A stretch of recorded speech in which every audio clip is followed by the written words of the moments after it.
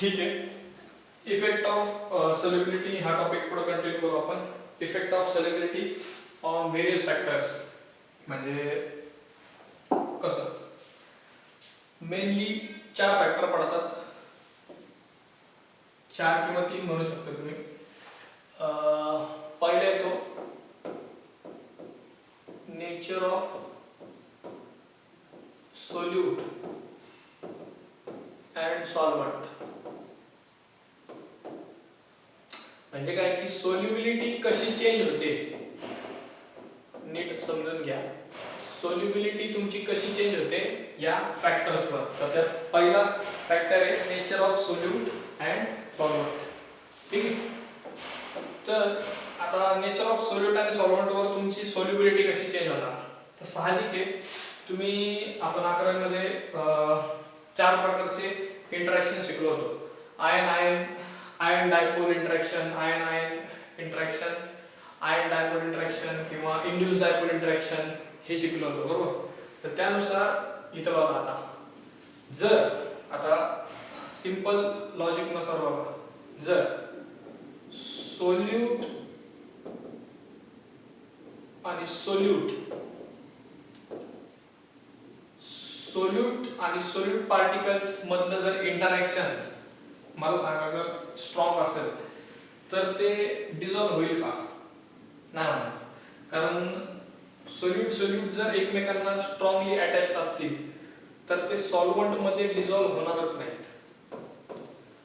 बरोबर. ते सॉल्वंट मध्ये डिझॉल्व होणारच नाहीत. म्हणजे काय की तुमच्या सोल्यूट आणि सॉल्वंटच्या नेचरवर डिपेंड करतं की तुमच्या सोल्यूटची किंवा सॉल्वंटची सोल्युबिलिटी किती आहे. सोल्यूट आणि सॉल्वंट मधलं इंटरॅक्शन किंवा तुम्ही त्याला म्हणतो इंटरमॉलिक्युलर इंटरॅक्शन जर चांगला असेल तर तुमचा सबस्टन्स किंवा जर तुमचा सोल्यूट हा सॉल्वंट मध्ये चांगला सोल्युबल असतो असं मानतो. ठीक आहे. मग हा झाला तुमचा पहिला पॉइंट की बाबा sir solubility of a solute in a solvent depends on nature of both किंवा depends on intermolecular interaction between solute and solvent. ठीक आहे. तर असा आहे ते. नंतर येतो सेकंड पॉइंट. सेकंड पॉइंट येतो टेम्परेचर. तर टेम्परेचर साठी आपल्याला इन जनरल एक सेंटेन्स सांगतो तुम्हाला. इन जनरल लॉ सांगतो. टेम्परेचर कसं आहे temperature with increase in temperature तुमची सोल्युबिलिटी ही काय डिक्रीज होते. ठीक आहे. काय टेम्परेचर आणि जर सोल्युबिलिटी आपण बघितली ठीक आहे तर with increase in temperature solubility decreases. पण this holds true for gases only. ठीक आहे. फक्त गॅस साठी हे लॉजिक ट्रू आहे. बरं मग बाकीच्यांचं काय सर. बाकीच्यांचं रिलेशन थोडंसं वेगळं आहे. ठीक आहे. तर आपण ते काय बघून घेऊ. फॉर एक्झाम्पल तुमची एखादी प्रोसेस एंडोथर्मिक आहे. ठीक आहे. काय एखादी प्रोसेस एंडोथर्मिक आहे. समजा तुमचा केसीएल आपण वॉटर मध्ये टाकलं तर तुम्हाला माहिती केसीएल आपलं नॉर्मल सॉल्ट आपण पाण्यात टाकलं तर ते डिझॉल्व होतं. ठीक आहे. दिस इज एंडोथर्मिक रिएक्शन.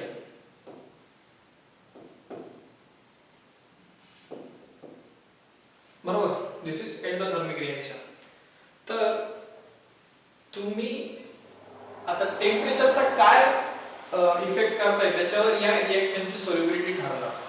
आठवा ली चॅटलेन प्रिन्सिपल. आठवा ली चॅटलेन प्रिन्सिपल काय सांगतो तुमचा की ली चॅटलेन प्रिन्सिपल रिएक्शन मध्ये एक्सटर्नल फरक झालेला नलिफाय करण्याचा प्रयत्न करतो. मला सांगा ही रिएक्शन नॅचरल काय आहे एंडोथर्मिक. बरोबर. जर आता बघा जर मी हीट ऍड केली तर ती हीट ऍब्सॉर्ब होणार. बरोबर का? ऍब्झॉर्ब होणार म्हणल्यावर फॉरवर्ड मध्ये ती रिएक्शन काय आहे? एंडोथर्मिक. रिव्हर्स मध्ये काय असणार? एक्झोथर्मिक. बरोबर का नाही? तर मग मी जर हीट ऍड केली, नीट ऐका आता, फॉरवर्ड मध्ये एंडोथर्मिक आहे, रिव्हर्स मध्ये एक्झोथर्मिक आहे, तर ही 11चं लॉजिक. तर ज्यांना माहित नाही त्यांना आता कसं काय 11चं थोडंसं वाचायला लागणार. ठीक आहे. तर ही जर मी ऍड केली तर होणार काय? रिव्हर्स रिएक्शन फेवर होणार, कारण रिव्हर्स रिएक्शन एक्झोथर्मिक आहे. बरोबर? तर तुमची रिव्हर्स रिएक्शन ट्रिगर होऊन होणार काय? तुमचा KCl लेस डिझॉल्व होणार. ह्याचा अर्थ काय? As the temperature increases in this reaction solubility of KCl decreases. पण जर मी हीट ऍड केली, ठीक आहे,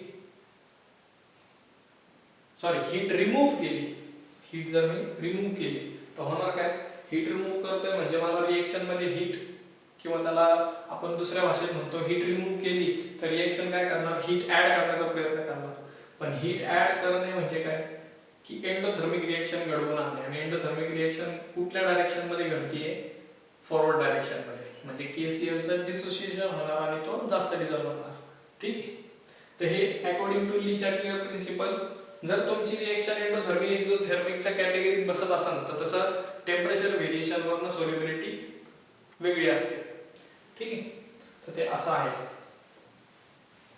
पण इन जनरल लक्षात ठेवा की with increasing temperature solubility decreases. हे रिलेशन आम्ही लक्षात ठेवायचं.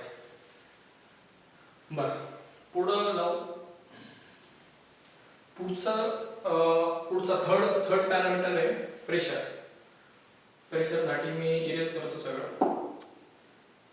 Pressure third parameter. बरं, प्रेशरचं काय? तुम्ही सगळ्यांनी कोकोकोला थम्स अप पिलेला असेल, ठीक आहे. तर ते काय असतं माहिती का? एक नॉर्मल वॉटर असतं आणि जर कधी आपण आवडीने त्या कोकोकोलाचं स्टिकर बघितलं तर त्याच्यावर काय असतं लिहिलेलं? Carbonated water. कार्बोनेटेड वॉटर म्हणजे काय? की वॉटरवर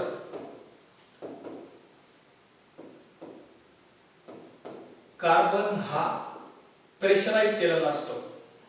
ठीक आहे. कार्बन वॉटरवर प्रेशराईज केलेला असतो. म्हणजे काय करतात? तर तुम्ही एक समजा आता मोठा कंटेनर आहे, आतमध्ये पाणी आहे, हे क्लोज लीड आहे, इथनं एक इनलेट असतं, इथून कार्बन तुमचा गॅस आतमध्ये सोडणार या वॉटरमध्ये. मला सांगा, हा जो आतमध्ये सोडलेला कार्बन गॅस आहे त्याला एस्केप होण्यासाठी दुसरा कुठला रूट आहे का? नाहीये. मग तो गॅस कुठे डिझॉल्व होतो? या वॉटरमध्ये. ठीक आहे. आणि मग अशा प्रिपेअर झालेल्या वॉटरला आपण बाटलीमध्ये भरून पितो, त्याला आपण म्हणतो कोकोकोला. ठीक आहे. दिस इज व्हॉट वी ड्रिंक. बरं, मग हे सांगण्याचं सर तुमचं काय म्हणजे उद्देश काय? तर आपण जसं जसं ह्या वरती भरलेल्या जे आपण गॅस भरत चाललोय त्या गॅसचं जसं जसं प्रेशर वाढवतो तसं तसं तुमची सोल्युबिलिटी वाढते. ठीक आहे. जेवढं तुमचं गॅसचं प्रेशर जास्त तेवढा त्या वॉटरमध्ये तुमचा कार्बन हा जास्त डिझॉल्व होतो. ठीक आहे. तर ते असं आहे, म्हणजे effect of pressure on solubility of water किंवा ऑन सोल्युबिलिटी ऑफ गॅस. ठीक आहे. मग ह्याला आपण मॅथमॅटिकल टर्म्स मध्ये मांडण्याचा प्रयत्न करू की काय sir? Solubility is directly proportional to pressure of the gas which is filled. ठीक आहे. तर आता साइन ऑफ प्रोपोर्शन आलं, साइन ऑफ डायरेक्ट प्रोपोर्शन आलं. मग आता त्याला काय करतो आपण मॅथ्स मध्ये? आपण त्याला काढण्याचा प्रयत्न करतो. बरोबर. मग आपण त्याला काढून इक्वल टू चं साइन टाकून कॉन्स्टंट ऑफ प्रोपोर्शनॅलिटी ऍड करतो. मग काय sir? Solubility is equal to K times P. ठीक आहे. मग के काय sir? K is a constant. तर सर तो कोणता कॉन्स्टंट? आता आपण बोलतोय सोल्युबिलिटी बद्दल म्हणून ह्याला म्हणतात सोल्युबिलिटी कॉन्स्टंट.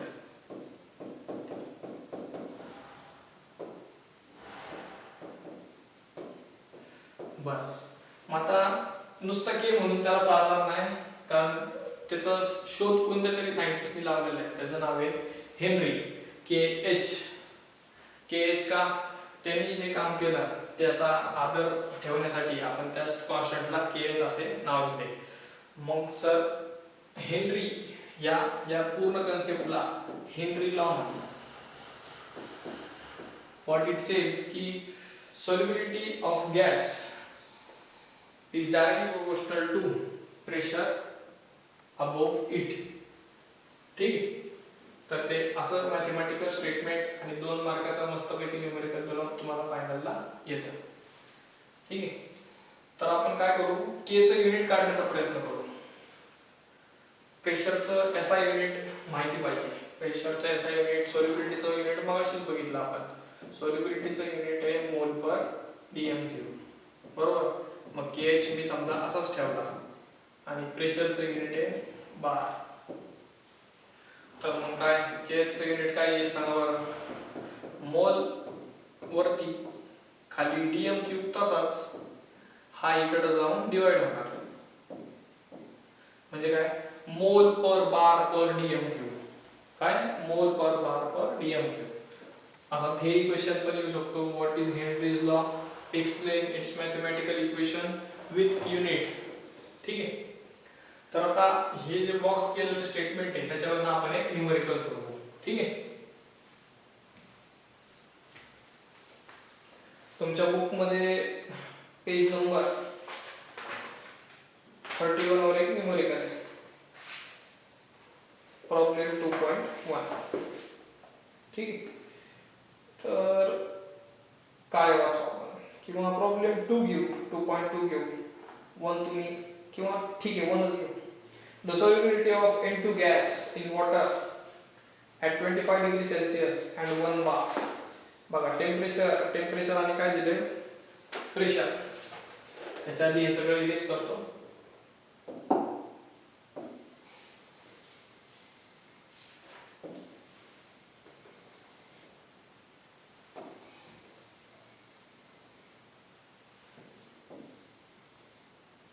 ठीक, is 1 bar and 1 bar is 6.85 10⁻⁴ मोल पर लिटर. आता न्यूमेरिकल सोडवताना आपल्याकडे काय पाहिजे, लॉग बुक पाहिजे. लॉग बुक तुम्हाला येतं असं गृहीत धरू आपण. 6.85 × 10⁻⁴. आणि येत नसेल तर मग काय, ज्यावेळेस सगळं नॉर्मल होईल त्यावेळेस तुम्हाला शिकवतो.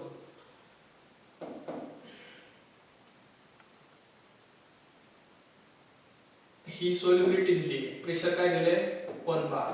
ठीक आहे, बार. पुढं काय, कॅल्क्युलेट हेनरीज लॉ कॉन्स्टंट बार. आता तुम्हाला दिलेल्या फॉर्म्युल्यावरनं एस माहिती आहे, पी माहिती आहे, काढायला काय लावले, हेनरीज लॉ कॉन्स्टंट. काढता येईल का, काढता येईल. कसा काढायचा, के एच इज S/P. सगळे एसआय युनिट मध्ये आहेत का चेक करायचं आधी, आहे. मग जशी तशी व्हॅल्यू टाकायची आणि गेट द्यायचा. ठीक आहे, म्हणजे काय, 6.85 × 10⁻⁴ डिवाइड बाय 1. आता हे हा पाडा सगळ्यांना येतो, आहे का नाही, एकाचा पाडा सगळ्यांना येतो. बरं, पुढं काहीतरी मला वाटतं विचारलंय प्रॉब्लेम मध्ये. molarity of N2 gas dissolved in water under atmospheric conditions when partial pressure of N2 is 0.75 bar. बर, आता तुमच्याकडे ही एक कंडिशन म्हणजे पहिली कंडिशन होती. ठीक आहे, आता तुमच्याकडे दुसरी कंडिशन आहे की त्याच्यामध्ये बी दिलेला आहे, म्हणजे प्रेशर दिलेलं आहे की जे आहे 0.75 बार. म्हणजे सगळं सेम, सिच्युएशन सेम आहे, गॅस चेंज केलेला नाही. मला सांगा, गॅस जर बदलला, गॅस बदललाय का, नाही, नायट्रोजनच ठेवलाय. मग आपला नायट्रोजन साठी केएच किती आला होता, केएच म्हणजे हेनरीज लॉ कॉन्स्टंट 6.85 × 10⁻⁴ युनिट मोल. आताच काढलं होतं युनिट, मोल पर डीएम क्यूब पर बार. ठीक आहे, मग ते काय करायचं आता, करायचं काय, तर ती केएच ची व्हॅल्यू इकडे टाकू शकतो आपण. काय करायचं, काय sir, solubility is directly proportional to pressure, असं हेनरीज लॉ लक्षात ठेवायचा, म्हणजे इक्वेशन लक्षात राहतं. नाहीतर S is equal to KH P होतं तर KH अपॉन P होतं तर KH मायनस P होतं, असं होत नाही. ठीक आहे. मग KH काय 6.85 इंटू 10⁻⁻⁴ आणि हे 0.75 त्याला मल्टिप्लाय करायचे का, हे प्रेशर, आणि प्रेशरची व्हॅल्यू दिलेली आहे आपल्याला. बरं, गेट द आन्सर. 0.75 म्हणजे 3/4 येईल आन्सर. तर ह्याचा आन्सर तुम्ही ग्रुपवर कमेंट करायचं. काहीतरी होमवर्क नको करू मला. सोल्युबिलिटीचे युनिट मोल पर लिटर किंवा मोल पर DM3. ठीक आहे. आता ह्याचा पुढचा मी नव्या फ्रेम मध्ये घेतो.